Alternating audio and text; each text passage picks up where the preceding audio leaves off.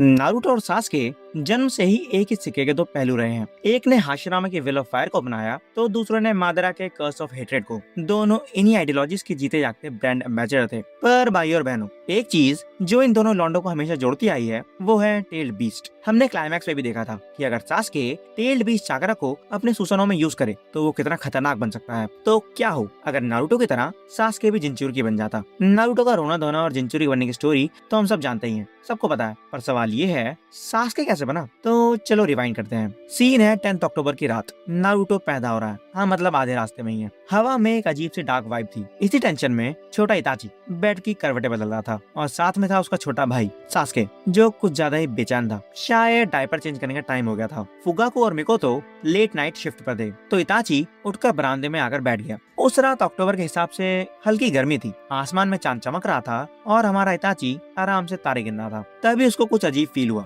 जैसे कि उसकी स्पाइडी सेंस ने टिंगल की हो। और बूम, कोनोहा के बीचों बीच नाइन टेल्स अपीयर हो गया और सीधा तबाही शुरू हो गई। जमीन फटने लगी, बिल्डिंग्स ताश के पत्तों की तरह गिरने लगी। इताची सास्के को उठाकर शेल्टर ढूंढने भागा। पर जब तुम आसमान से गिरती हुई बिल्डिंगों के बीच अपने छोटे भाई को अपनी छाती से चिपका कर भाग रहे हो तो ऊपर देखना मुश्किल होता है। मलबे का एक बहुत बड़ा सा टुकड़ा सीधा इताची के सर पर जाके क्रैश हुआ। इताची ने सास्के के कचूमर होने से तो बचा लिया पर खुद वहीं ढेर हो गया। किसी आसपास वाले ने भी रुककर उसकी मदद नहीं की। सब अपनी अपनी जान बचाने के लिए भाग रहे थे। कुछ देर बाद इताची होश में आया। सिर फट रहा था, खून बह रहा था और दिमाग कुछ सोच नहीं पा रहा था। पर उसका एक ही गोल था, छोटे भाई को बचाना है। वो किसी ज़ॉम्बी की तरह खड़ा हुआ और डिस्ट्रक्शन से दूर भागने लगा। चोट इतनी भयंकर थी कि उसे खुद ही नहीं पता था कि वो कहाँ जा रहा है। चलते चलते वो गांव के बाहर एक सेफ हाउस टाइप झोपड़ी में पहुंचा। अंदर देखा तो बेड पर कुशीना लेटी थी और बगल में था अपना न्यूबॉर्न नारुतो जिन्हें वहाँ पर मिनाटो छोड़ कर गया था। कुशीना पहले से ही हाफ डेड लग रही थी। इताची के हिले हुए दिमाग को सिर्फ एक बात समझ में आई कि मम्मी की बेस्टी है तो मतलब ये सेफ जोन ही होगा। वो लड़खड़ाता हुआ बेड तक गया। जैसे ही उन्हें कुशीना ने देखा उसके अंदर की ममता जाग गई। इताची बेटा तुम ठीक हो? जैसे ही उसने खून से सने इताची को छूने के लिए हाथ बढ़ाया इताची एकदम से बेड पर गिर पड़ा। बेहोशी में भी उसने सास्के को नहीं छोड़ा था। कुशीना ने किसी तरह सास्के को नारुतो के बगल में लिटा दिया। फिर वो इताची पर अपना मिस्टिकल पाम टेक्निक ट्राई करने लगी। हीलिंग उसकी खासियत नहीं थी और बिना नाइन टेल्स के वैसे भी वो मरने वाली थी।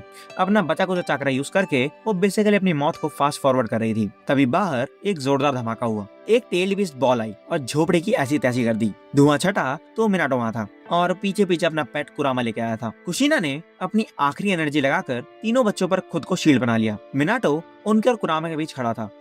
दोनों मियां बीवी को पता था कि उनका गेम ओवर होने वाला है। अब टेंशन ये थी कि कोनोहा का ultimate weapon nine tail fox को ऐसे आजाद नहीं छोड़ सकते, इसको सील करना ही पड़ेगा। पहले उन्होंने इताची के बारे में सोचा पर कुशीना ने तुरंत मना कर दिया। पागल हो गया क्या मिनाटो? लड़का पहले ही मौत के मुंह में है, उसमें सील किया था वो बच नहीं पाएगा। तो मिनाटो ने वो डिसीजन लिया जिसने पूरी निंजा हिस्ट्री का रुख बदल दिया। उसने कुरामा को सास्के में सील करने का सोचा पर रियलाइज किया कि एक छोटे बच्चे की बॉडी इतनी हैवी फॉक्स एनर्जी हैंडल नहीं कर पाएगी। तो मिनाटो ने चाकरा के दो हिस्से किए। यंग हाफ अपने बेटे नारुतो के अंदर पैक कर दिया और यिन हाफ थोप दिया सास्के के अंदर। सील होते ही मिनाटो और कुशीना ने अपनी आखिरी सांस ली और तीनों बच्चों को इस जालिम दुनिया में छोड़ गए। कुछ देर बाद सीन में हमारा लेट लतीफ थर्ड होकागे हिरुज़न की एंट्री लेता है। मिनाटो और कुशीना की बॉडीज देखकर वो समझ गया कि यहाँ पर क्या कांड हुआ है और वहाँ पर उचिहा ब्रदर्स को देखकर उसका दिमाग चकरा गया। नारुतो और सास्के रो रहे थे और इताची बेचारे का चेहरा पूरा खूनम खून था। इन्हें तुरंत हॉस्पिटल ले जाओ, हिरुज़न ने चिल्लाकर ऑर्डर दिया और उन बच्चों को कोनोहा जनरल हॉस्पिटल में शिफ्ट कर दिया गया जो पहले से ही कैजुअलिटीज और लाशों से हाउसफुल चल रहा था।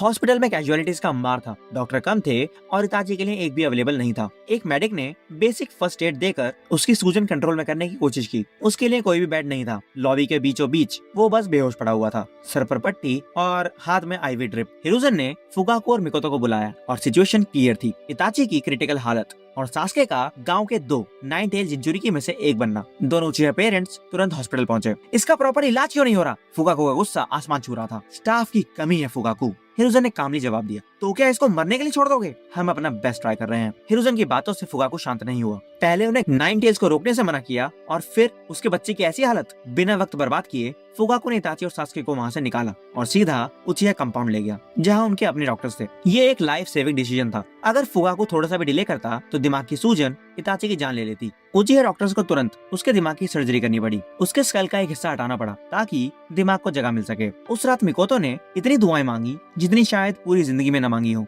इताची बच गया, सूजन कम हुई और स्कल वापस से अटैच कर दिया गया। पर उसके सर पर एक डीप स्कार रह गया जो वैसे तो बालों से छुप जाता था। रिकवरी के वक्त मिकोतो ने इताची का दिन रात ख्याल रखा, पर इताची को उस रात का कुछ याद नहीं था। पर इसके साइड इफेक्ट्स हैवी थे, लगातार सर में दर्द रहना और दिमाग ना चलना। अक्सर वो भूल जाता था कि वो क्या सोच रहा था और उसके लिए ये सब बहुत फ्रस्ट्रेटिंग था। हाँ मतलब वो एकदम गजनी टाइप हो गया था, इतना भी सीरियस नहीं पर काइंड ऑफ उसकी तरह ही। इस सब के बावजूद उसने शिनोबी करियर नहीं छोड़ा, पर थकान और इंसोम्निया के चलते उसकी हालत खराब थी। मिकोतो ने प्रेशर डाला कि वो फील्ड मिशन से ब्रेक ले, तो उसने कोनोहा पुलिस फोर्स ज्वाइन करने का डिसीजन लिया, एक ऐसे डेस्क जॉब जो उसके वीक ब्रेन और बॉडी के लिए थोड़ी आसान थी। ये सब देखकर फुकाकू अंदर से टूट रहा था। वो इताची से निराश नहीं था, बल्कि इस बात से दुखी था कि उसके बेटे के सपने तबाह हो रहे हैं। और ये सब उस कुर्बानी का नतीजा था जो इताची ने पूरे गांव के लिए दी थी। और गांव का रिएक्शन, किसी ने इस कुर्बानी को एक्नॉलेज नहीं किया। उल्टा अकेडमी में इताची को ऊंचे होने के बावजूद भी इतना वीक होने की वजह से बुली किया जाता। सबका यही मानना था कि नाइन टेल्स अटैक उचिहा ने कराया है। ये अफवाहें आके इतना तब फैली जब गांव को पता चला कि नाइन टेल्स 2 हिस्सों में बंट चुका है और एक हिस्सा अब उचिहा के पास है। कोनोहा में टेंशन बढ़ने लगी और प्रोटेस्ट शुरू हो गए। रिजल्ट ये हुआ कि उचिहा क्लैन को गांव के एक आइसोलेटेड कोने में शिफ्ट कर दिया गया। फुगाकू अब सिर्फ गुस्से में नहीं था, उसकी लिमिट क्रॉस हो चुकी थी। ये पॉलिटिक्स से आगे बढ़कर उसके लिए पर्सनल हो चुका था। उसके दोनों बेटों ने गांव के लिए इतना बड़ा बलिदान दिया था और बदले में गांव वाले क्या दे रहे थे? धमकियां, अफवाहें। गांव में ये भी अफवाहें चल रही थी कि या तो सास्के को उसके परिवार से अलग कर दिया जाएगा या फिर उसके अंदर से नाइन टेल्स को निकाल दिया जाएगा, जिसका सीधा मतलब था मौत। फुगाकू ने तय कर लिया था गांव का तख्ता पलट। अब तख्ता पलट ही एक आखिरी रास्ता था। अपने बच्चों को बचाने के लिए वो किसी भी हद तक जाने को तैयार था। जैसे जैसे सास्के बड़ा हुआ उसे समझ आने लगा कि लोग कितने जालिम हो सकते हैं। एकेडमी में तो हेट थी ही और बाहर सड़कों पर भी बुरा बर्ताव था। फिर एक दिन आया जब सास्के का कोनोहा पर से पूरा भरोसा उठ गया। एक वीकेंड का दिन था। सास्के मिकोतो के साथ मार्केट गया था। मम्मी, वहाँ टॉयज की दुकान है, मैं देखा हूँ, उसने मासूमियत से पूछा। उस टाइम मिकोतो एक बिलिंग लाइन में लगी हुई थी। जाओ, पर एक प्रॉमिस के साथ, अगर तुम्हें कुछ लेने का मन किया जिसे मैं नहीं ले पाई तो तुम जिद नहीं करोगे। सास्के ने तुरंत सिर हिलाया। प्रॉमिस। वो दुकान में गया। 6 साल के सास्के को एक छोटा सा फर्स्ट होकागे हाशिरामा सेंजू का प्लश डॉल पसंद आया। बाहर मिकोतो जैसे ही दुकान से हटी, उसकी नजर दुकान पर पड़ी जहाँ लोगों की भीड़ जमा हो गई थी। उसने सेंस कर लिया था कि कुछ तो बुरा हो रहा है। वो दौड़कर वहाँ गई। कुछ अडल्ट्स सास्के को घेर कर खड़े थे। तुम उचिहा लोग यहाँ पर आते ही क्यों? भीड़ से आवाज आई। मिकोतो ने भीड़ हटाई तो देखा सास्के एक कोने में डरा सहमा खड़ा हुआ है। वो आगे आई और अपने बेटे को प्रोटेक्ट किया। फिर उसने भीड़ को गुस्से से देखा। शर्म आनी चाहिए तुम लोगों को, एक छोटे बच्चे को डरा रहे हो, जानवर हो सबके सब। वो सास्के को लेकर वहाँ से निकल गई। तभी दुकान का मालिक बोला, आप इसके साथ नहीं जा सकती, आपने अभी पैसे नहीं दिए हैं। मिकोतो ने देखा सास्के ने वो सेंजू डॉल अभी भी जोर से पकड़ी हुई थी। मिकोतो ने मालिक को घूर कर देखा और चिल्लाकर बोली, तुम्हें पता है ना मैं कहाँ रहती हूँ, हिम्मत हो तो बिल भेज देना। और वो वहाँ से निकल गई। घर पहुंचकर उसने सास्के को अपनी गोद में बिठाया। वो लोग बुरे क्यों थे? सास्के ने रोते हुए पूछा। मुझे तो बस वो डॉल पसंद आई थी, ये तुम्हारी गलती नहीं है, मिकोतो ने जेंटली कहा। वो लोग ही ठीक नहीं है। शाम को फुगाकू आया। उसने सास्के को गोद में लिया। सास्के, याद है हमने क्या बात की थी? तुम क्या हो? मैं स्ट्रॉन्ग हूँ, सास्के ने धीरे से कहा। हाँ, मेरा बेटा सबसे स्ट्रॉन्ग है, वो इन बेवकूफों की वजह से टूटेगा नहीं, राइट? सास्के ने भी सर हिलाया। तभी दरवाजे पर नॉक हुआ। फुगाकू ने दरवाजा खोला। सामने इताची अपनी पुलिस यूनिफॉर्म में खड़ा हुआ था और उसके पीछे एक नॉन उचिहा ऑफिसर था। क्या आपकी पत्नी घर पर है? इताची की आवाज एकदम मरी हुई और अजीब थी। फुगाकू पीछे खड़े ऑफिसर को देखकर सिचुएशन समझ गया। हाँ है, क्यों? इताची ने एक लंबी सांस ली। कंप्लेन आई है कि इन्होंने दुकान से एक डॉल चोरी की है। फुगाकू भड़क उठा। मजाक कर रहा है क्या? उचिहा क्लैन की चीफटेस को एक 10 रुपए के खिलौने के लिए अरेस्ट करेगा? इताची ने आंखें बंद कर ली। डैड, मैं नहीं चाहता, पर उस आदमी ने चार्जेस फाइल किए हैं। अगर हमने नहीं किया तो बाद में काउंसिल और परेशानी खड़ी करेगी। फुगाकू ने इताची की आंखों में बेबसी देखी। ये एक नॉर्मल अरेस्ट नहीं था। कोनोहा की तरफ से उचिहा को एक सजा थी और उससे भी ज्यादा उनका मजाक उड़ाया गया था। फुगाकू पीछे हटा। इताची ने अंदर आकर मिकोतो को धीरे से कहा, आई एम सॉरी मॉम। मिकोतो ने सास्के को नीचे उतारा, इताची के गाल पर किस किया और अपने हाथ आगे कर दिए। इताची ने उन्हें हथकड़ी पहनाई। फिर उसने अपने लेफ्टिनेंट को ऐसी नजर से देखा जो किसी को भी जिंदा जला दे। क्या ये काफी है लेफ्टिनेंट? इताची, तुम मोंगो क्यों ले जा रहे हो? सास्के ने रोते हुए पूछा। इताची रुका। मैं उन्हें नहीं ले जा रहा सास्के, कोनोहा ले जा रहा है और मैं उन्हें वापस लाऊंगा, मैं प्रॉमिस करता हूँ। फुगाकू का खून इतना खौल रहा था कि वो उस ऑफिसर का जबड़ा वहीं के वहीं तोड़ देता, भले ही उसके लिए मिकोतो के साथ उसे जेल क्यों न जाना पड़े। पर फिर सास्के का क्या होता? उसने अपना गुस्सा पी लिया, पर दिमाग में एक चीज फाइनल हो चुकी थी, तख्ता पलट होकर रहेगा। पहले ये सिर्फ एक ऑप्शन था, पर अब इसकी गारंटी भी थी। रात के 3 बजे जब मिकोतो को बेल दिलाकर फुगाकू घर लाया, इताची पूरे रास्ते गिल्ट में माफी मांगता रहा। कोई बात नहीं इताची, फुगाको ने हार्शली कहा। उन्होंने तुझे फोर्स किया था, पर मैं इस गांव से बदला जरूर लूंगा। डैड ऐसा मत कीजिए, इताची ने वार्निंग दी। बात और बिगड़ेगी। मुझे बिगाड़नी है बात। मैं चाहता हूँ कोनोहा मेरी औकात फील करे। मैं भी एक सोल्जर हूँ, मैंने वॉर में खून बहाया है, और वो मेरे परिवार के साथ ऐसा सलूक कर रहे हैं। और सास्के का क्या? इताची ने सवाल पूछा। मैं आपके साथ हूँ डैड, पर क्या गारंटी है कि इस सब में काउंसिल सास्के को हमसे हमेशा के लिए छीन नहीं लेगा। फुगाको वहीं जम गया। उसे रियलिटी चेक मिल चुका था, तो उससे ही कह रहा है। गुस्से में उसका दिमाग नहीं चल रहा था। इताची ने एक अल्टरनेटिव दिया। हम होकागे को एक फॉर्मल कंप्लेंट डाल सकते हैं। नहीं, फुगाको की आवाज ठंडी पड़ चुकी थी। बातों का वक्त निकल गया। अब बातों से कुछ नहीं होगा, अब सिर्फ एक्शन होगा। इताची समझ गया था कि अब आंधी आने वाली है। कुछ दिन बाद की बात है। इताची दूर से देख रहा था। नदी किनारे सास्के अकेला बैठा हुआ था। तभी वहाँ नारुतो आ गया। दोनों एकेडमी से एक दूसरे को जानते थे। किसी को आइडिया नहीं था कि वो लिटरली एक ही सिक्के के दो पहलू हैं। दोनों के अंदर 9 डेज का आधा हिस्सा धड़क रहा था, और शायद वही टेल बीच चक्रा उन्हें चुंबक की तरह एक दूसरे के आसपास खींच लाता था। इताची उन्हें दूर से देख रहा था, तो वो कुछ समझ नहीं पाया, पर उसने देखा कि नारुतो ने सास्के से कुछ कहा। जो भी बोला उसने सास्के को इमोशनल कर दिया। हमारे उचिहा बॉय ने अपना सर नारुतो के कंधे पर रखकर रोना शुरू कर दिया। इताची के अंदर का बड़ा भाई बोल रहा था कि वो वहाँ जाकर उसे गले लगा ले, पर उसने पीछे रहकर नारुतो को सिचुएशन हैंडल करने दी। उधर फुगाको का मास्टर प्लान रेडी था। Overthrow the leaf. थियोरेटिकली ये बिल्कुल पॉसिबल था। उसके पास अपना मांगी शारिंगान था, जिससे वो बीस्ट को आसानी से केंजुत्सु में डालकर कंट्रोल कर सकता था। उससे बस सास्के का सील खोलना था। प्लान सिंपल पर खतरनाक था। 9 टेल्स की एब्सोल्यूट पावर और उचिहा फोर्स का डर दिखाकर एक ब्लडलेस तख्ता पलट करना, बिना एक भी बूंद खून बहाए हिरुzen को गद्दी से हटाना, और खुद फिफ्थ होकागे बन करके इस सिस्टम को ठीक करना।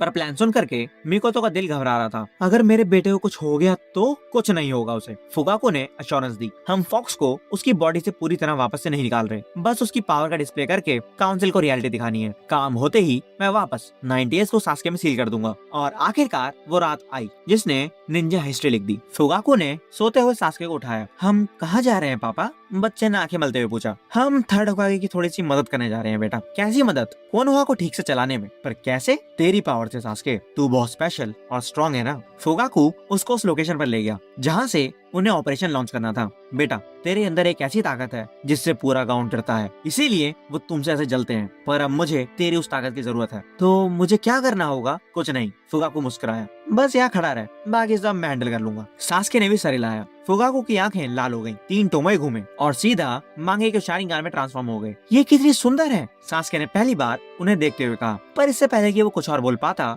फुगाको ने गेंजुत्सु में डाल दिया और एक की फॉर्मूला यूज करके उसके सील के लॉक को घुमाया, और तभी जिन कुरामा आजाद हो चुका था। और यही उचिहा क्लैन का ग्रीन सिग्नल था। पुलिस फोर्स, मिलिट्री गैरिसन और आनवू चेक पॉइंट्स पर उचिहास ने बिना किसी रेजिस्टेंस के कंट्रोल ले लिया। फुगाको ने 90 को सीधा होकागे मॉन्यूमेंट की तरफ मार्च कराया, और उसके हाथ में एक मेगाफोन था और आवाज पूरे गांव में गूंज रही थी। शांति से सरेंडर कर दो, किसी को खरोच तक नहीं आएगी। कोनोहा ने बहुत लंबे टाइम से अपने सबसे लॉयल और पावरफुल एलाय को कचरा समझा है। अब हम कंट्रोल ले रहे हैं। हम इस गांव में ऑर्डर, जस्टिस और इक्वालिटी वापस लाएंगे। 9 टेल्स सीधा होकागे ऑफिस के सामने खड़ा था। छत पर हिरुzen बिना किसी बैटल आर्मर के होकागे यूनिफॉर्म में खड़ा हुआ था। ये क्या ड्रामा है फुगाको? उसने बिल्कुल कामली पूछा। माफी चाहता हूँ लॉर्ड थर्ड, फुगाको ने बीच के सर से बोला। पर ये एक तख्ता पलट है, पर मैं इसको ब्लडलेस रखने की पूरी कोशिश कर रहा हूँ। पर आगे क्या होता है ये आप पर डिपेंड करता है। हिरुzen ने उस जाइंट फॉक्स को देखा। ये नारुतो का हिस्सा है या फिर सास्के का? उसने पूछा। सास्के सर, मेरा अपना खून, तो आप समझ सकते हैं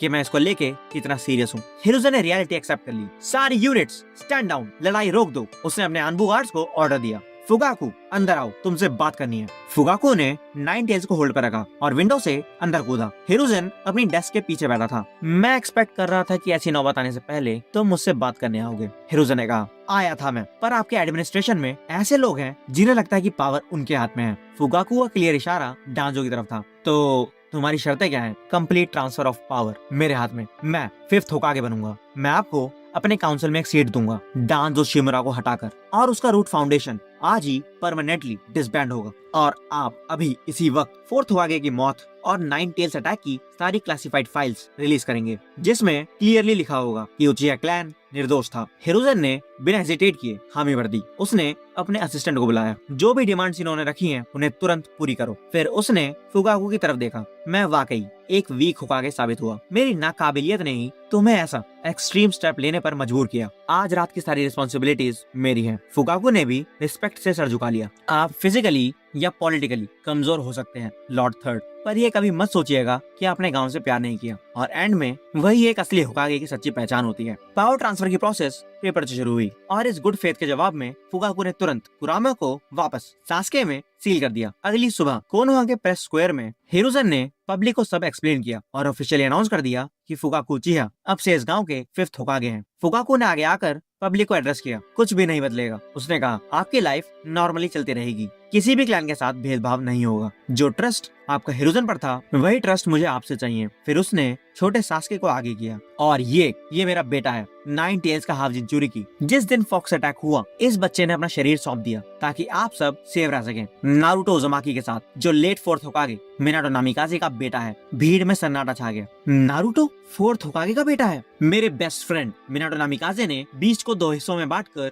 इन दोनों में सील कर दिया था ताकि ये दोनों गांव की ढाल और तलवार बन सके और मैं सैक्रिफाइस की हर कीमत पर इज्जत करूंगा। उस दिन फुकाकू उचिहा ऑफिशियली 5th होकागे बन गया। हिरुzen ने खुद से उसे क्लोक और हैट पहनाई। फुकाकू ने सास्के को देखा और फिर वही नीचे खड़े नारुतो को। वो जानता था कि नफरत मिटाने और गांव वालों का दिल जीतने में उसे लंबा वक्त लगने वाला है, पर अब उसके पास दुनिया भर का वक्त था। कुछ साल बीत गए। फुकाकू उचिहा के रूल में कोनोहा पूरी तरह से बदल चुका था। कोनोहा पहले से ज्यादा डिसिप्लिन और मिलिट्री फोकस था। उचिहा क्लैन का फैन सिंबल अब सिर्फ एक क्लैन का लोगो नहीं था बल्कि एब्सोल्यूट पावर का सिंबल बन चुका था जो पुलिस की हर बिल्डिंग पर लहराता था। फुकाकू एक सख्त पर फेर होकागे साबित हुआ। उसने हिरुzen की तरह बातों को गोल गोल घुमाना नहीं सीखा। डिसीजंस तेजी से होते थे और कोनोहा की मिलिट्री स्ट्रेंथ पूरी शिनोबी दुनिया में एक बार फिर खौफ और रिस्पेक्ट का कारण बन गई थी। और इस नए ताकतवर कोनोहा के 2 सबसे चमकते सितारे थे नारुतो उज़ुमाकी और सास्के उचिहा। इस टाइमलाइन में उनका बचपन ओरिजिनल से बिल्कुल अलग था। 4th होकागे का बेटा होने के नाते नारुतो कोई आउटकास्ट नहीं था।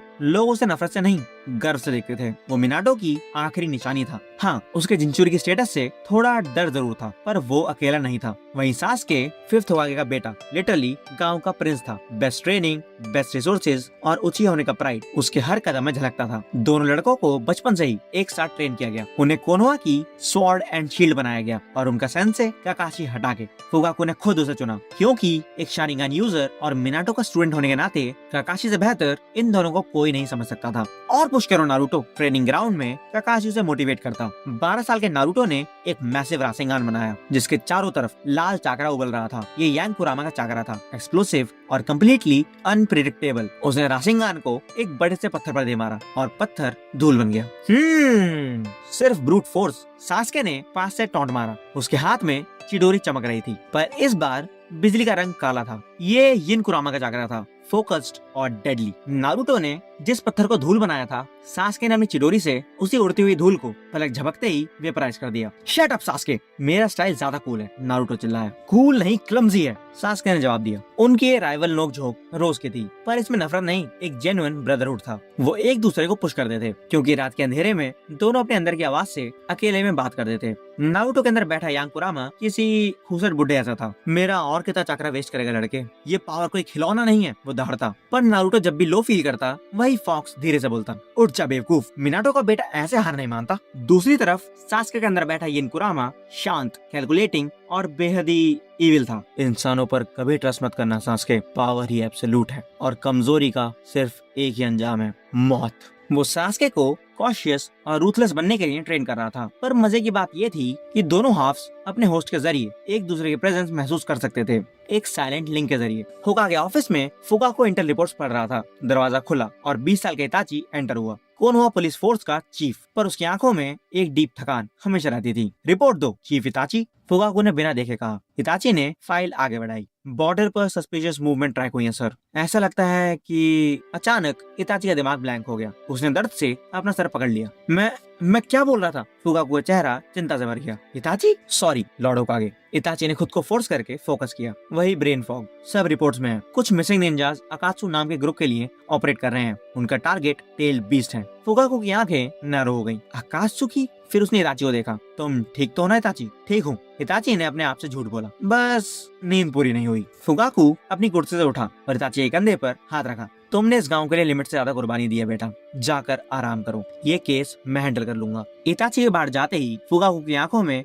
गुस्से का तूफान था। गुस्सा उस अक्टूबर की रात पर जिसने उसके जीनियस बेटे का दिमाग हमेशा के लिए डैमेज कर दिया। मैं उस हमले के मास्टरमाइंड को कभी माफ नहीं करूंगा। उसने गुस्से से अपने दांत पीसे, और अगर अकात्सुकी ने मेरे बच्चों की तरफ गलती से भी देखा तो मैं इस दुनिया के नक्शे से उनका वजूद हमेशा के लिए मिटा दूंगा। कुछ महीनों बाद कोनोहा ने चुनिन एग्जाम्स होस्ट किए। फुगाकू के लिए ये एक पावर मूव था, पूरी दुनिया को उचिहा रूल की अनटचेबल स्ट्रेंथ दिखाने का मौका। दूसरे गांव डर रहे थे, पर कोनोहा की मिलिट्री माइट के आगे उन्हें पार्टिसिपेट करने के लिए झुकना ही पड़ा। नारुतो, सास्के और सास्के ने एग्जाम्स में एंटर किया, पर फॉरेस्ट ऑफ डेथ में उनकी मुलाकात एक अजीब निंजा से हुई जिसकी गर्दन किसी सांप की तरह लंबी हो रही थी। सास्के कुन, सानिन ओरोचिमारू ने अपनी असली आइडेंटिटी रिवील कर दी। तुम्हारे अटैक की वो डार्क सिडक्टिव पावर, और नारुतो कुन तुम्हारा वो धूप जैसा सुनहरा चाकरा, मुझे दोनों चाहिए। उसने मूव किया और सास्के की गर्दन पर अपने फैंक्स गाड़ कर उसे कर्स सील दे दिया। सास्के बेबस हो गया। अंदर के यिन कुरामा की दहाड़ गूंजी, ये फौरन चाकरा बेकार है, इसे बाहर फेंक। सास्के अपने भाई को तड़पता देख नारुतो का दिमाग सटक गया। यंग कुरामा का रेड चाकरा लीक होने लगा। तूने क्या किया है ये इसके साथ? चिल्लाते हुए उसने ओरोचिमारू पर हमला कर दिया, और सानिन उस रॉ पावर को देखकर बस हंस रहा था। फैसिनेटिंग, मेरे दोनों सब्जेक्ट्स एब्सोल्युटली परफेक्ट हैं। और वो अंधेरे में गायब हो गया। सास्के बेहोश हो चुका था। नारुतो उसे उठाकर सेफली टावर तक लाया। होश आने पर सास्के ने अपनी गर्दन पर वो काले निशान देखे। मैं ठीक हूँ, सास्के ने कवर अप करने की कोशिश की, पर यिन कुरामा बेचैन था। वो उस कर्स मार्क के पैरासिटिक चाकरा को उसके सिस्टम में फैलता हुआ फील कर सकता था। एग्जाम्स के फाइनल राउंड में मैच सेट थे, नारुतो वर्सेस नेजी और सास्के वर्सेस गारा। गारा जो खुद शुकाकू का जिंचुरी के था, उसने तुरंत सास्के के अंदर का डार्कनेस, तुम बिल्कुल मेरे जैसे मॉन्स्टर हो। पर इससे पहले की लड़ाई क्लाइमैक्स तक पहुंचती और ओरोचिमारू ने कोनोहा क्रश शुरू कर दिया। सैंड और साउंड निंजास गांव पर टूट पड़े। होकागे ऑफिस में बैठा फुगाकू इंस्टेंटली एक्शन में आ गया। इताची, इवैक्यूएशन और डिफेंस लीड करो, अनबूस दुश्मनों को एलिमिनेट करो। छत पर ओरोचिमारू ने थर्ड होकागे हिरुजन को साउंड बैरियर में ट्रैप कर लिया था। गेम ओवर सेंसे, उसने मॉक किया। उधर गारा का पीछा करते हुए सास्के और नारुतो जंगल में पहुंच चुके थे, जहां गारा पूरी तरह शुकाकू में ट्रांसफॉर्म हो चुका था। सास्के, हमें टीम अप करना पड़ेगा, नारुतो चिल्लाया। मुझे तेरी हेल्प नहीं चाहिए, सास्के ने कहा। उसका कर्स मार्क एक्टिव हो रहा था और उसकी बॉडी के अंदर का यिन कुरामा और ओरोचिमारू का इविल चाकरा आपस में क्लैश कर रहे थे। पर जैसे ही शुकाकू का मैसिव पंजा नारुतो पर गिरा, सास्के ने प्रोटेक्ट करने के लिए अपना इनकम्प्लीट सुसनो यूज किया और उसका टूटा फूटा रिब केज सामने आ गया। ये क्या है? नारुतो हैरान था। यिन कुरामा के चाकरा बूस्ट के साथ सास्के ने इंटेंसली कहा, अब बकवास बंद कर और अटैक कर। नारुतो ने गामा बुंता को समन किया और दोनों भाइयों ने मिलकर उस मैसिव सैंड डीमन पर ब्रूटल असॉल्ट शुरू कर दिया। एक तरफ शुकाकू के लिथल रेड और सामने से डबल स्ट्राइक। नारुतो का रासेंगान और सास्के का डार्क चिडोरी क्लैश एपिक था और उन्होंने गारा को एंड में हरा ही दिया। वापस गांव में फुगाकू ने अपने मांगी हुई शारिंगन के रॉ पावर से ओरोचिमारू का बैरियर इजीली तोड़ दिया। मेरे गांव पर हमला करने की तेरी हिम्मत कैसे हुई? सांप! फुगाकू की टेरिफाइंग प्रेजेंस हर जगह फैल गई। ओरोचिमारू कैलकुलेट कर चुका था कि एक मांगे के यूजर और वो भी एक पिस्ड ऑफ होकागे के आगे उसका जीरो चांस है। वो तुरंत वहां से रिट्रीट कर गया और उसका इन्वेजन फेल हो गया। कोनोहा बच गया, पर एक बात क्लियर थी, ये खतरा अभी शुरू ही हुआ है। ओरोचिमारू को सास्के चाहिए था और पीछे शैडोज में बैठी अकात्सुकी को वो दोनों भाई चाहिए थे। रात होने तक सब कुछ सेटल हो चुका था। दोनों हॉस्पिटल बेड पर थे। अब कैसा लग रहा है? नारुतो ने पूछा। सास्के ने अपने कंधे के मार्क को देखा। पता नहीं, जो भी हो हम इसको मिलकर हैंडल कर लेंगे, हम भाई हैं आखिर। सास्के ने उसकी तरफ देखकर हल्का सा स्मक किया। हाँ भाई। पर दिमाग के अंधेरे में यिन कुरामा की आवाज उसकी नींद उड़ा रही थी। ये सील तुम्हें नेक्स्ट लेवल पावर देगा सास्के, पर इसकी एक भारी कीमत भी चुकानी पड़ेगी। सास्के जानता था शांति के दिन अब हमेशा के लिए खत्म हो चुके थे। कोनोहा क्रश के बाद गांव का माहौल काफी टेंस हो गया था। फुगाकू ने डिजास्टर को संभाल लिया था, पर दिमाग में एक खतरनाक सवाल घूम रहा था। एक लेजेंडरी सानी ओरोचिमारू कोनोहा की टाइट सिक्योरिटी इतनी आसानी से कैसे बाईपास कर गया? फुगाकू को रियलिटी चेक मिल चुका था कि उसकी पकड़ जितनी स्ट्रॉन्ग दिखती है उतनी असल में है नहीं। उसने आनबू और पुलिस फोर्स का कोऑर्डिनेशन और भी ब्रूटल और स्ट्रिक्ट कर दिया। लेकिन असली तूफान गांव में नहीं, टीम 7 के अंदर उठ रहा था। सास्के का कर्स मार्क उसकी नींद हराम कर चुका था। उसको रात में हेलुसिनेशंस होते थे, जहाँ ओरोचिमारू उसे अल्टीमेट पावर का लालच देता था। अंदर से यिन कुरामा लगातार उसे वार्निंग दे रहा था, ये चक्रा जहर है सास्के, ये तुझे अंदर से खा जाएगा। तकाशी ने उस माँ को सप्रेस करने के लिए सीलिंग जुत्सु लगाया, पर सब जानते थे कि ये सब बस एक टेम्पररी बैंडेड था। और तभी कोनोहा में एंट्री होती है दो अनजान फिगर्स की। काले क्लोक, लाल बाल, ये थे इताची उचिहा और किसामे होशिगाकी। पर वेट, इस टाइमलाइन में तो इताची पुलिस चीफ है ना, तो ये दूसरे इताची कौन है? देखते हैं। फुगाकू ने उन्हें देखते ही थ्रेट पहचान लिया। अकात्सुकी। आसुमा और कुरेनाई ने उन्हें रोकने की कोशिश की, पर उनकी रॉ पावर के आगे उनका कोई चांस ही नहीं था। तब काकाशी सीन पर पहुंचा। ताची उचिहा, वो कंफ्यूज था। तुम तो उस अनजान इताची की आवाज बिल्कुल ठंडी थी। मैं वो नहीं हूँ जो तुम सोच रहे हो, मैं तो इस दुनिया का ही नहीं हूँ। इससे पहले कि कोई इस बात को प्रोसेस कर पाता, फुकाकू अपनी आनू स्क्वाड के साथ वहाँ पहुंच गया। तुम्हें जो भी चाहिए वो इस गांव में नहीं मिलेगा। होकागी की आवाज में एक लीथल थ्रेट थी। उस अल्टरनेट इताची ने फुकाकू को देखा। एक फ्रैक्शन ऑफ अ सेकंड के लिए उसकी कोल्ड आंखों में एक डीप रिग्रेट और दुख झलक गया। फिर उसने किसामे को सिग्नल दिया और दोनों शैडोज में गायब हो गए। लॉर्ड होकागे, ये कौन थे? काकाशी ने पूछा। फुकाकू चुप रहा, पर उसके मांगीक्यो ने उस सच को देख लिया था जो आम आंखों से छिपती थी। ये किसी और डायमेंशन के एनॉमलीज हैं, एक ऐसी आफत जिसके लिए उसका गांव अभी तैयार नहीं था। दूसरी तरफ जिराय ने नारुतो को एक ट्रेनिंग जर्नी पर ले जाने का डिसीजन लिया। टारगेट सुनाडे को ढूंढना था। फुकाकू ने पहले साफ रिजेक्ट कर दिया था। होकागे मैं हूँ और मैं अपनी गद्दी नहीं छोड़ूंगा, पर जिराय ने क्लियर किया ये पावर शिफ्ट के लिए नहीं है फुकाकू, और उच्मारू काउंटर करने के लिए गांव को एक सानिन की जरूरत है और नारुतो को उसके टेल बीच चक्रा पर कंट्रोल सीखना ही होगा। फुकाकू ने लॉजिक समझा और परमिशन दे दी। जाने से पहले नारुतो सास्के से मिला और बोला मैं और भी ताकतवर बन के वापस आऊंगा। नारुतो ने फर्मली कहा और जब लौटूंगा तो हम मिलकर उस सांप को मिटा देंगे। सास्के चुप रहा। उसके अंदर का अकेलापन और कॉम्प्लेक्स बड़ा हो गया। उसे लगने लगा कि नारुतो उससे काफी साल आगे निकल चुका है। उसी रात साउंड फॉर शैडो से बाहर आए ओरोचिमारू के इलीट कुत्ते सास्के उचिहा। उन्होंने बोला लॉर्ड ओरोचिमारू तुम्हें ऐसी गॉड लेवल पावर दे सकते हैं जो तुम्हारा भाई नारुतो सारी जिंदगी हासिल नहीं कर पाएगा। सास्के ने उन्हें भगा दिया, पर वो बीज बोया जा चुका था। ये कुरामा ने उसे वार्न किया, इन कीड़े मकोड़ों की बातों में मत आना सास्के, ये एक ट्रैप है। पर कर्स सील उसे कॉन्स्टेंटली ट्रिगर कर रहा था। उस डार्क चाकर का नशा और एब्सोल्यूट पावर की भूख उसकी इंसानियत पर हावी हो रही थी। कुछ हफ्ते बाद सास्के ने वो डार्क फैसला लिया जिसने हिस्ट्री बदल दी। उसने कोनोहा छोड़ दिया। हाँ, छोड़ दिया। उसने पीछे बस एक लेटर छोड़ा, मैं ताकत ढूंढने जा रहा हूँ, ऐसी ताकत जिससे आपको प्रोटेक्ट कर सकूं। जब मैं उस लेवल पर होऊंगा तो वापस लौटूंगा। जब फुकाकू को ये पता चला तो उसका गुस्सा सारी लिमिट्स क्रॉस कर गया। उसने तुरंत सास्के रिकवरी टीम लॉन्च की, पर इस टीम में उसने किसी और को नहीं, सिर्फ उचिहा क्लैन के सबसे खतरनाक शिनोबी रखे। मेरा अपना खून उस सांप के पास गया है। फुकाकू ने गुस्से में अपने दांत पीसे। मैं उसे वापस लाऊंगा और ओरोचिमारू, मैं तुझे दुनिया के आखिरी कोने से निकालकर काट डालूंगा। उचिहा टीम और साउंड फोर क्लैश भयंकर था। उचिहास ने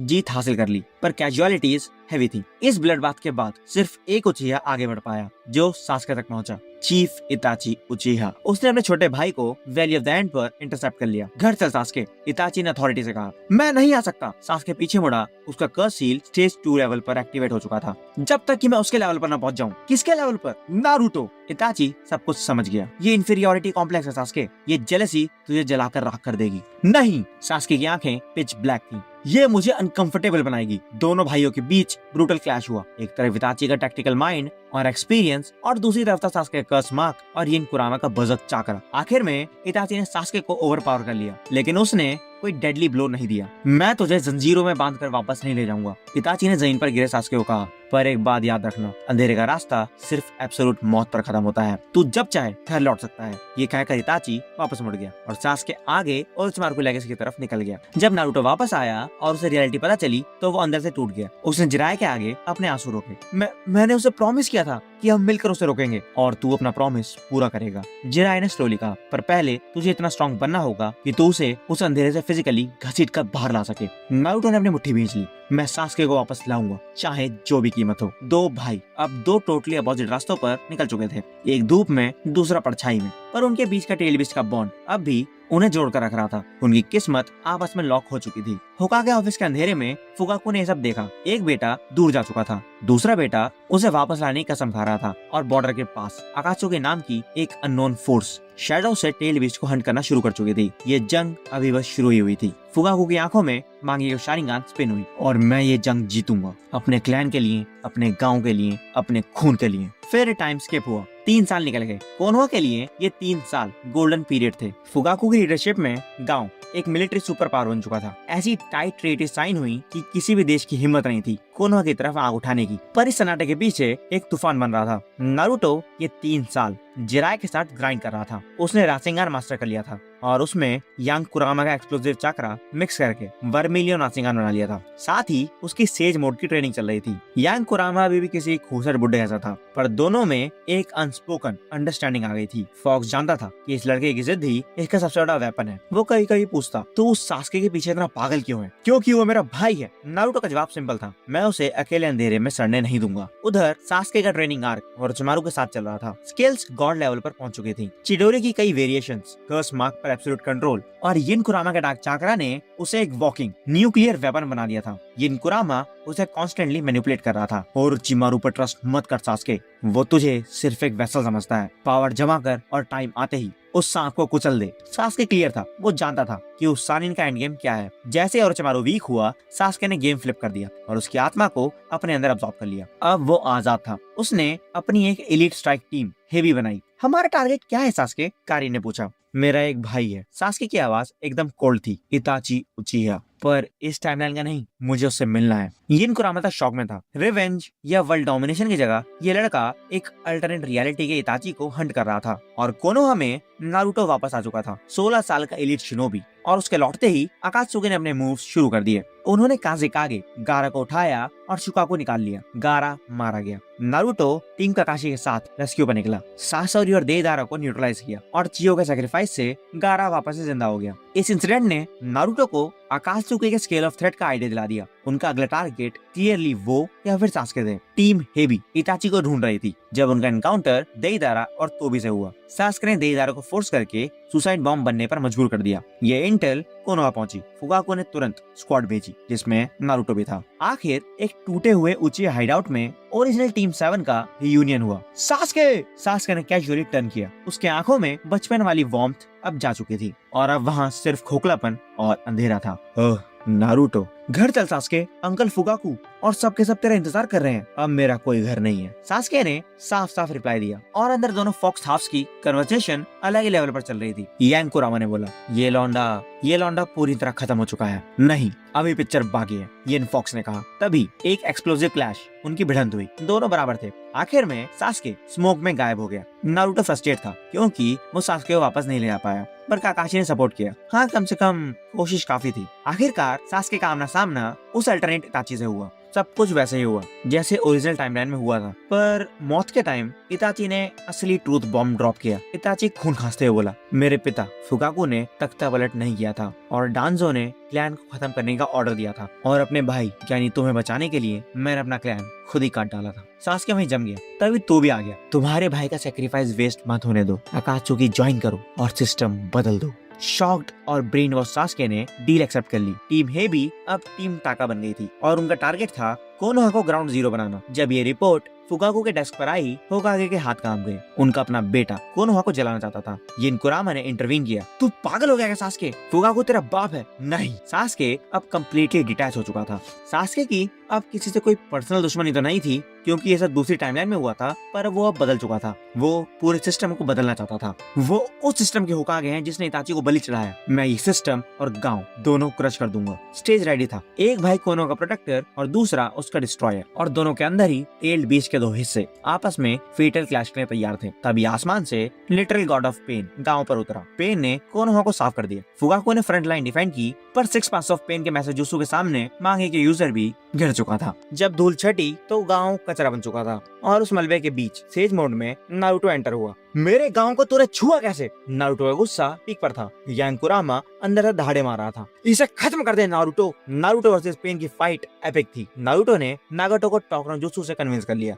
सब रिवाइव हुए और नारुतो गांव का मसीहा बन गया। पर होकागे ऑफिस में सेलिब्रेशन नहीं था। फुगाकू ने अकेले में नारुतो को बुलाया। उसकी आवाज में बाप होने का गिल्ट और दर्द था। नारुतो, अब सास्के को रोकने की रिस्पॉन्सिबिलिटी होकागे की नहीं, उसके भाई की है। नारुतो ने स्लोली अपना सर नोट किया। एंड गेम नजदीक था। दोनों जिंचुरिकी भाई अपनी फाइनल ब्लडी वैली क्लैश की तरफ तेजी से बढ़ रहे थे। पेन के अटैक के बाद कोनोहा फिर से खड़ा हो रहा था, पर दुनिया आगे बढ़ चुकी थी। टाका का लीडर बन चुके सास्के ने अकात्सुकी के लिए 8 टेल जिंचुरिकी किलर बी को कैप्चर कर लिया। Result 5 Kage summit. Fugaku Uchiha the 5th Hokage summit में पत्थर बना बैठा था। जब दूसरे कागेज ने उचिहा क्लैन और सास्के के एक्शंस पर ताने मारे तो फुगाकू की एक ठंडी डेथ स्टेयर से पूरे कमरे में सन्नाटा छा गया। सास्के उचिहा कोनोहा का एक मिसिंग निंजा है, एक टेररिस्ट, उसने स्ट्रिक्टली डिक्लेयर किया और जब वो मेरे सामने आएगा तो मैं किसी बाप की तरह नहीं, उसके साथ होकागे की तरह ही डील करूंगा। और तभी सास्के ने समिट पर हमला कर दिया। एक केओटिक बैटल शुरू हुई। राइकागे और मिजुकागे सास्के पर टूट पड़े। फुगाको अपनी जगह से हिला तक नहीं, वो सिर्फ एनालाइज कर रहा था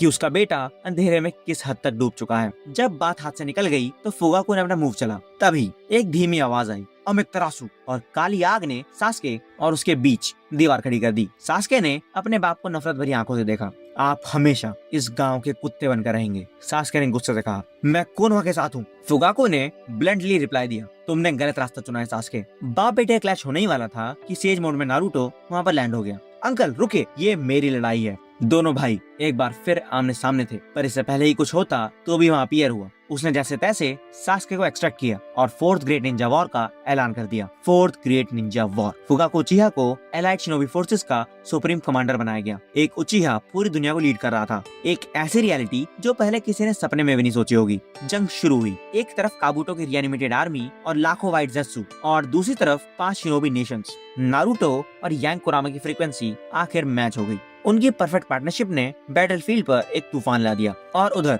सास्के पहले से ही अपनी पावर बढ़ाने के लिए अल्टरनेट हिताची की आंखें ट्रांसप्लांट कर चुका था, जिसकी वजह से उसे अमातेरासु मिला था। पर काबुटो को हंट करते वक्त उसका सामना वही रीएनिमेटेड हिताची से हुआ, उसका असली भाई। तू गलत रास्ते पे है सास्के, हिताची ने वार्न किया। डैड ने गांव और क्लैन को बचाने के लिए होकागे बनने का बोझ उठाया, और तू उन्हीं की लेगेसी को जलाना चाहता है। इस सच ने सास्के को अंदर तक हिला दिया। उसने हिताची के साथ टीम अप करके काबुटो को हराया और एडो टेंसे को ब्रेक कर दिया। फेड होते हुए हिताची ने पूछा, तो तू अब क्या करेगा? मैं अपने जवाब खुद ढूंढूंगा, सास्के ने कहा। बैटलफील्ड पर सीन इंटेंस था। नारुतो और फुगाको मिलकर मादारा उचिहा से भिड़ रहे थे। मादारा ने फुगाको को टॉन्ट किया, तो आखिरकार एक उचिहा होकागे की गद्दी पर बैठ ही गया। पर उसके लिए तूने अपना ही क्लैन गांव को भेज दिया। नहीं, फुगाको के सुसानो ने मादारा का अटैक ब्लॉक किया। मैंने अपने परिवार को बचाया है। तभी सास्के वहाँ लैंड हुआ। मैं कोनोहा को प्रोटेक्ट करूंगा, उसने डिक्लेयर किया। टीम 7 आखिरकार वापस से एक साथ थी। नारुतो और सास्के, शील्ड और स्वॉर्ड, यिन और यांग। उनके अंदर बैठे दोनों कुरामा हाफ्स भी एक फ्रीक्वेंसी पर आ गए। तो खत्म करते हैं इसको। यांग कुरामा दहाड़ा, अब फोकस कर, अपनी पावर सिंक करनी होगी। यिन कुरामा ने भी सब कुछ कैलकुलेट कर लिया। नारुतो ने कुरामा अवतार फॉर्म किया और सास्के ने उसके ऊपर से अपना परफेक्ट सुसानो आर्मर रैप कर दिया। मैजेस्टिक अटायर सुसानो, गोल्डन चाकरा और डार्क ब्लैक ऑरा, एक डिवाइन फ्यूजन जो दुनिया ने इससे पहले कभी नहीं देखा था। साथ मिलकर उन्होंने मादारा और आखिर में कागुया ओत्सुकी को मिटा दिया। दुनिया बच गई थी, पर आखिरी क्लैश बाकी था। Final valley. सास्के ने धमकी दी, मैं सारे कागज को मारकर एक नया सिस्टम बनाऊंगा, सारी नफरत का बोझ मैं अकेले उठाऊंगा। मैं तुझे ऐसा नहीं करने दूंगा। नारुतो आगे बढ़ा, तू अब अकेला नहीं है सास्के। आखिरी लड़ाई शुरू हुई। नारुतो का tail based ball Rasen Shuriken versus Sasuke का इंद्राज एरो, जिसे यिन कुरामा के डार्क चाकरा ने गॉड लेवल पावर दी थी। क्लैश इतना भयंकर था कि पूरी वैली इरेज हो गई थी, धूल हटी और दोनों जमीन में पड़े थे। दोनों का एक एक हाथ उड़ चुका था। क्यों नारुतो? सास्के ने थकी हुई आवाज में पूछा। तू मेरे पीछे इतना क्यों पड़ा रहा? क्योंकि तू मेरा दोस्त है, मेरा भाई है, नारुतो ने मुस्कुराते हुए कहा। सास्के की आंखों से आंसू बह निकले। सदियों पुराना उचिहा कर्स ऑफ हेट्रेड आखिरकार टूट ही गया। जंग के बाद फुगाको ने होकागे की सीट से रिजाइन कर दिया। मेरा काम खत्म हुआ, मेरा गांव और परिवार दोनों बच गए। ककाशी हटा के 6th होकागे बना। सास्के अपने पापा को प्रायश्चित करने के लिए एक वंडरिंग जर्नी पर निकल गया। जाने से पहले फुगाको ने उसे गले लगाया। मुझे तुझ पर गर्व है बेटा। और इताची अपना पुलिस चीफ का काम जारी रखता है, जो कि अब पूरी तरह से हेल्दी और क्लियर हेडेड था। और कई साल बाद 7th होकागे की इनॉग्रेशन सेरेमनी आई। नारुतो उज़ुमाकी ने वही होकागे हेड पहनी। पूरा गांव अपने मसीहा के लिए चीयर कर रहा था। उसने बैल्कनी से नीचे देखा। हिनाटा, बोरुतो और हिमावारी, उसका परिवार वहाँ खड़ा हुआ था। उसने आंखें बंद की। आखिरकार सब शांत हो गया था। नारुतो ने मन में सोचा, तो ऐसे ही एक ही सिक्के के दो पहलू आखिरकार मर्ज हो गए और इन दो जिनचोर की भाई हुई कहानी हमेशा के लिए एक लेजेंड बन गई। तो ये थी पूरी कहानी। अच्छी लगी हो तो वीडियो को लाइक कर देना, चैनल को सब्सक्राइब कर देना और मिलते हैं नेक्स्ट वीडियो में। Take care, see you soon.